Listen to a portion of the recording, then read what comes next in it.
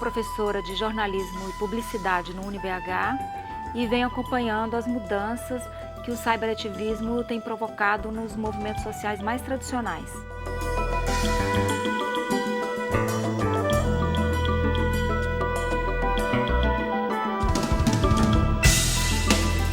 Meu nome é Jorge Rocha, sou professor e jornalista do site Ministério da Verdade. Acredito que o ciberativismo é uma mudança social inegável e isso é melhor estudado pelo jornalismo digital.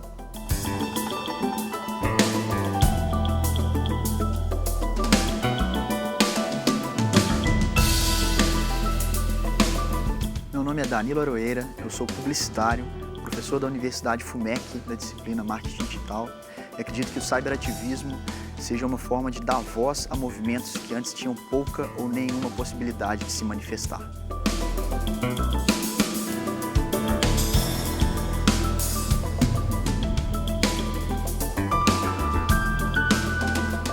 E eu sou Jair Sacanelli e está no ar o Horizonte Debate.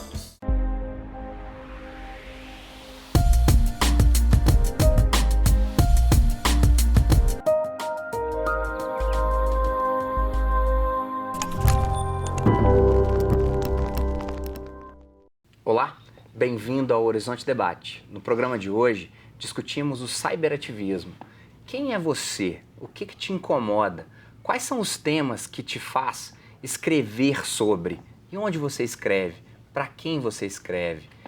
Professor Jorge, por que o cyberativismo, como você havia colocado, precisa dessa demanda dos especialistas, dos cientistas em comunicação para ser estudado? Porque ainda não entenderam muito bem o que é essa mudança na esfera pública de discussão e de ações, né? Se a gente for recapitular, a gente pode ver que começou lá em 2000 com o pessoal do Zendimídia, do Centro de Mídia Independente, onde houve toda aquela questão em Seattle contra os poderosos que na regulação econômica do mundo, né, a questão de consenso de Washington revisitado nos tempos globais. E desde então você vê que os grandes jornais, os jornalistas de grandes empresas de comunicação não entendem muito bem o que é você pensar o movimento social voltado no meio de comunicação digital. Você cobre um tipo de fenômeno social com uma lente antiga. Você esquece, pensa novidade como algo novo e tenta metrificar de uma forma que já está ultrapassada, que não atende essa demanda social.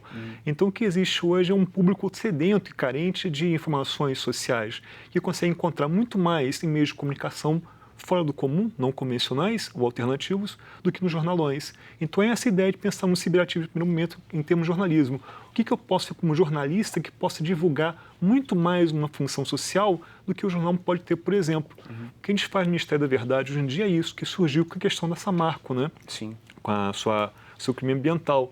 Existia uma demanda por notícias notificadas que não tinham nos jornalões. A gente agregou essas notícias, estavam soltas em meio de comunicação social, mídias sociais. Vamos ter uma ideia de pensar como é que eu posso trabalhar informações que você não tem na grande mídia. Professora Adélia, qual que é a sua visão sobre o cyberativismo?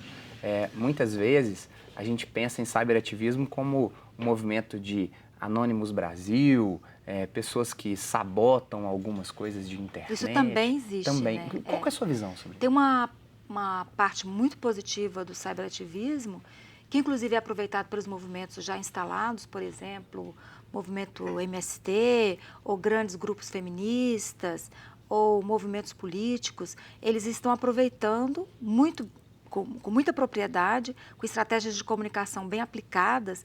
Você pode ampliar a sua discussão, o alcance do seu argumento. Então, a esfera pública, no ambiente da internet, ele amplifica milhões de vezes aquilo que você está apresentando, que o seu movimento está apresentando.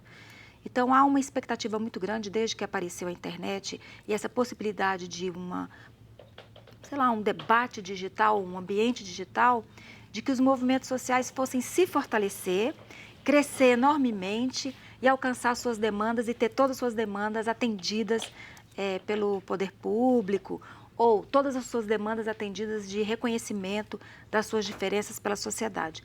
No entanto, não é bem assim, digamos, porque mesmo os movimentos que alcançaram o espaço digital enfrentam isso que você falou, um outro lado, um lado mais que a gente não esperava, digamos, com tanta força, que é o lado da contradição, daqueles grupos que não concordam. Então, se você pegar, por exemplo, o movimento feminista, que é fortíssimo na internet, você tem o movimento do estupro corretivo, Sim. que é um movimento horrível que existe na internet, a Polícia Federal está investigando, que é um cyberativismo que persegue mulheres feministas Sim. e violenta essas mulheres de forma sistemática. Então, a internet e esse espaço, cyberespaço, ele permite, sim, que a gente amplie o debate, mas ele não garante que você alcance aquilo que o movimento tanto queria ou tanto propõe. Então, porque o ambiente do cyberespaço, ele não é um ambiente de flores, cor-de-rosa, é um ambiente de embate. Sim. Assim como na sociedade real, digamos assim. Professor Danilo, funciona? Acredito que sim, acredito que sim. Concordo com a professora quando ela disse que não é um mar de rosas, né? Existe realmente esse embate, mas é possível colocar em questão e muitas vezes em destaque tópicos de discussão que às vezes são relegados a segundo plano ou têm sua importância reduzida, né? E isso acaba florescendo na internet, que amplifica tudo de positivo, mas também de positivo. Então, acho que nem que seja para levar à reflexão alguém que nunca tinha pensado sobre determinado assunto, acho que já é um avanço válido. Houve, no meio de dezembro, uma manifestação a favor e contra o governo Dilma.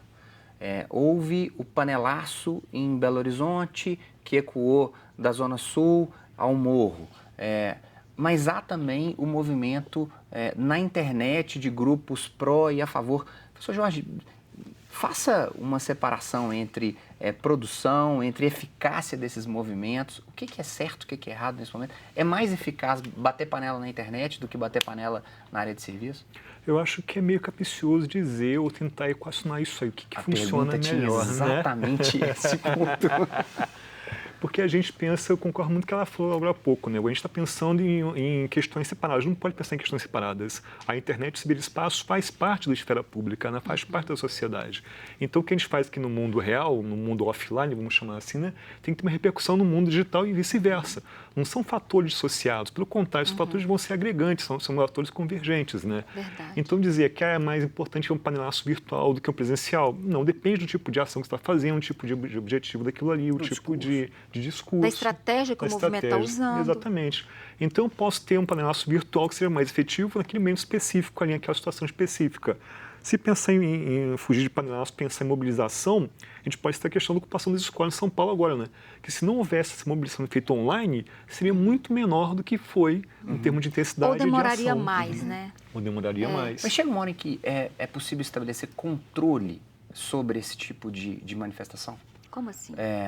No caso de São Paulo, por exemplo, houve uma politização da discussão se era a favor ou não da divisão das escolas em termos de faixas etárias, específicas escolas. Mas a politização, ela é um elemento importante na esfera pública. Você sempre vai ter. É impossível... Como que regula isso? O marco regulatório da internet, por exemplo, está pronto para poder separar? Quando as atrizes, Thaís Araújo, quando aquela jornalista do Tempo, a Maria Júlia Coutinho, ela recebe injúrias racistas. Isso também é cyberativismo e precisa ser controlado? Está sendo investigado e me parece que no caso da jornalista Maria Júlia, já chegaram nos autores, que é um grupo racista organizadíssimo, inclusive, que eles ficam mudando a hospedagem do site deles. Estão em Singapura, daqui a pouco estão no Japão, estão na Austrália. Então, esse grupo já foi identificado. Assim como no mundo offline ou normal, se você faz um crime, você tem que pagar por ele, responder por ele e investigado.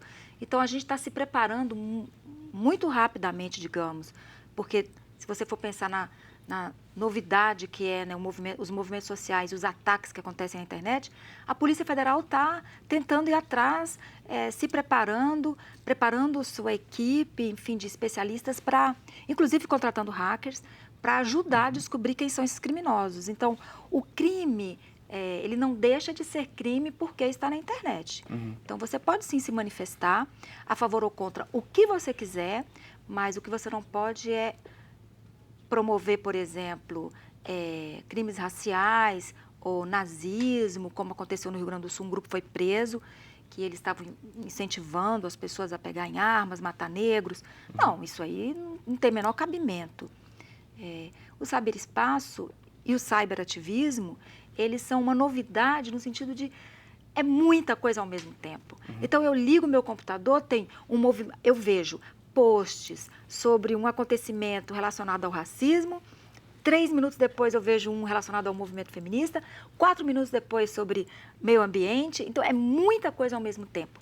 E antes da internet, a gente precisava muito das mídias tradicionais, então era um acontecimento por semana, era um debate por semana. Então, agora você se envolve emocionalmente em vários temas, se envolve não necessariamente diretamente, dá palpite, digita, mas há um envolvimento, pelo menos de conhecimento. Danilo, o sujeito se sente mais livre na internet para poder publicar as coisas? Uma coisa é você gritar negro na Praça 7, outra coisa é você fazer isso lá do site de Singapura, né? Não, sem dúvida nenhuma. A internet, ela oferece uma espécie de blindagem, né? Vamos dizer assim, uma espécie de máscara da qual as pessoas se valem para poder promover o discurso que elas quiserem. Isso pode ter até mesmo aspectos positivos, né? Se a gente for pegar o exemplo recente, por exemplo, daquela ação do Meu Amigo Secreto, né? Que as mulheres expunham casos de abuso que elas sofriam de pessoas que eram do ciclo de relacionamento delas. Se não fosse pela internet, elas talvez não teriam coragem de fazer isso de outra forma, né? E eu, pelo menos, acredito que tenha sido um movimento muito positivo, né? Que levou muitas pessoas a uma reflexão, de fato, consistente. Mas esse lado tem uma outra face também, que é justamente o contrário. As pessoas se escondem através dessa muralha de proteção que a internet oferece para fazer ataques, para ofender, para difamar, para promover o ódio, etc.